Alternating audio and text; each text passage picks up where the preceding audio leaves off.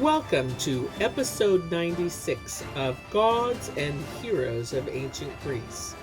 My name is MyLinda Butterworth, and today we continue with the tales of Troy and the story of the Battle of the Gods.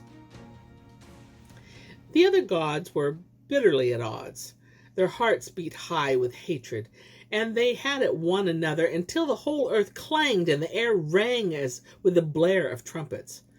Zeus heard on the peaks of Olympus, and his heart leaped with delight when he saw the immortals rushing at one another in battle. The first to advance was Ares, the god of war, who made for Athene with his brazen spear, taunting her as he came. "Why, O gadfly," he called to her, "do you incite gods against gods with stormy insolence? Do you remember how you spurred on the son of Tydeus to pierce me with his lance? How you yourself dealt my immortal body a wound with your shining spear? But now I think we shall settle our accounts." So he said, and he struck her awful aegis with his spear. Evading his thrust, she reached for a huge rough stone which lay in the field and hurled it at Ares' neck.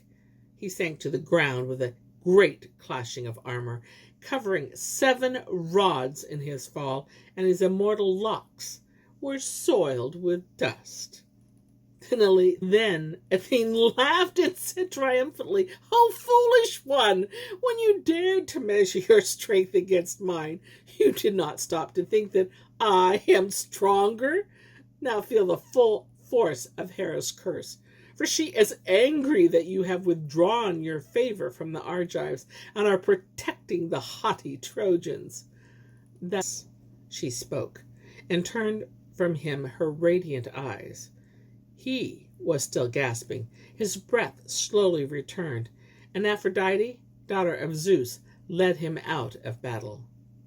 When Hera saw them approaching, she turned to Athene. "Alas, Pallas," she said, "do you see how boldly that soft-hearted goddess of love is leading the ruthless killer out of the turmoil of battle? Go pursue them swiftly." Pallas Athene stormed forward and struck delicate Aphrodite a blow in the breast, so that she fell and dragged wounded Ares down with her. "Let all who dare help the Trojans fall like these," acclaimed Athene. "If all who fight on my side had acted as I have, we would have had peace long ago, and Troy would be nothing but a heap of ruins." When Hera saw and heard this, a smile touched her lips.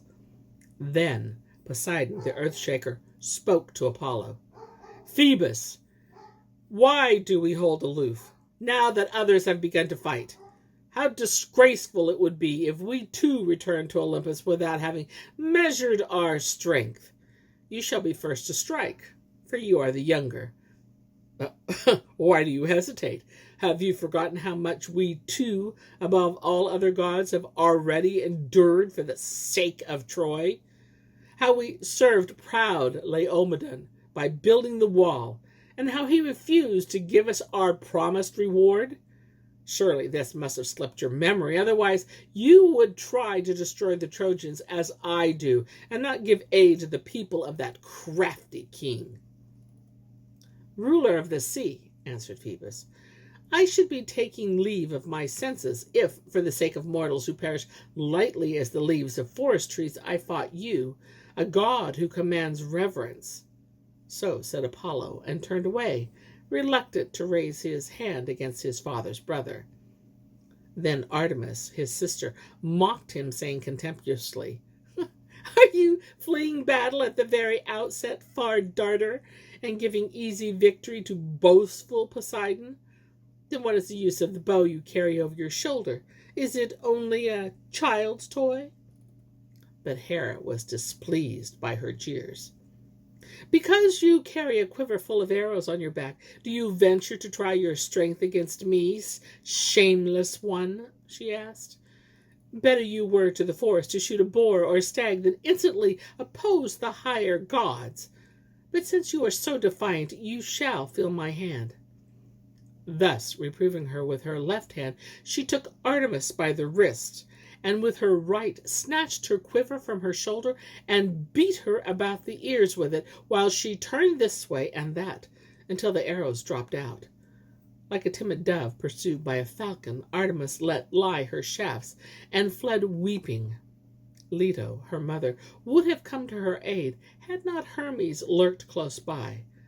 But when he saw her, he withdrew, saying, "Far be it from me to pick a quarrel with you, Leto, for it is dangerous to quarrel with a woman whom the Thunderer has given his love, and so the circle of immortals you may brag of having defeated me." Thus he spoke, and instantly Leto gathered up the bow and arrows where they lay scattered in the dust, and hastened after her daughter to Olympus. There Artemis, still in tears, seated herself on her father's knee, her dainty robe, fragrant with ambrosia, still trembling with the shaking of her limbs. Zeus took her tenderly in his arms and asked, "Who of the gods has dared abuse you, sweet child?" "Father," she replied, it is your wife who has done this to me, angry Hera, who incites all the gods to battle." At that Zeus only laughed and patted her cheek.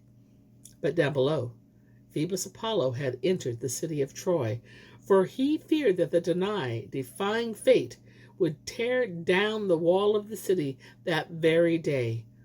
The other gods hastened back to Olympus, some exulting, others filled with wrath and grief, and seated themselves in a circle around the Thunderer, the father of them all. And here is where I end my tale for today. But I'll be back with more tales. Many more tales. Until then, my friends, enjoy the journey.